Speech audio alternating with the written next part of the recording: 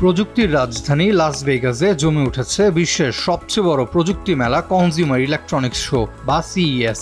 স্থানীয় সময় মঙ্গলবার শুরু হওয়া এই 4 দিনের প্রদর্শনীতে নজর কেড়েছে হিউম্যানয়েড রোবট।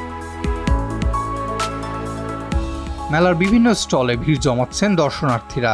মানুষের মতো দেখতে এসব রোবট নাচছে, বাজার করছে, হাসপাতালের কাজে সহায়তা করছে, এমনকি ক্যাসিনো গেম ব্ল্যাকজ্যাক কার্ড বিলিয়েও চমকে দিচ্ছে দর্শকদের। এদিকে মেলার প্রথম দিনে একাধিক প্রযুক্তি প্রতিষ্ঠান তাদের উন্নত হিউম্যানয়েড রোবট প্রদর্শন করেছে। কোনো রোবট দোকানের তাক থেকে পণ্য বেছে নিচ্ছে ও সাজাচ্ছে, কোনোটি আবার স্বাস্থ্যসেবায় সহায়ক হিসেবে কিংবা একাকিত্ব কমানোর সঙ্গী হিসেবে তৈরি করা হয়েছে।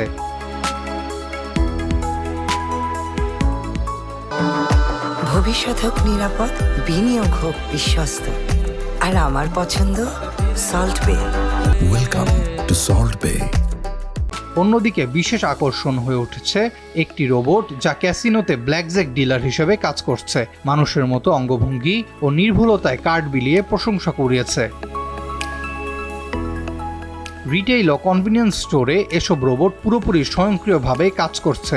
গ্রাহকরা আইপ্যাডে অর্ডার দিলে রোবট তা গ্রহণ করে নির্দিষ্ট পণ্য তুলে এনে দিচ্ছে। গুদামঘর, কারখানা ও ফার্মেসিতেও দেখা যাচ্ছে তাদের ব্যবহার।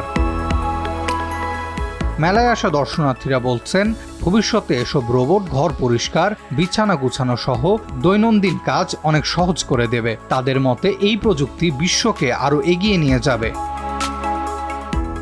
তবে প্রযুক্তির এই অগ্রগতির সঙ্গে সঙ্গে জনমনে উঠেছে নানা প্রশ্ন।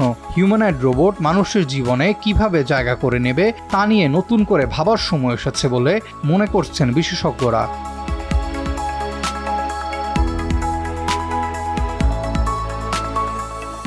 আরাফাত ইয়াসার, RTV।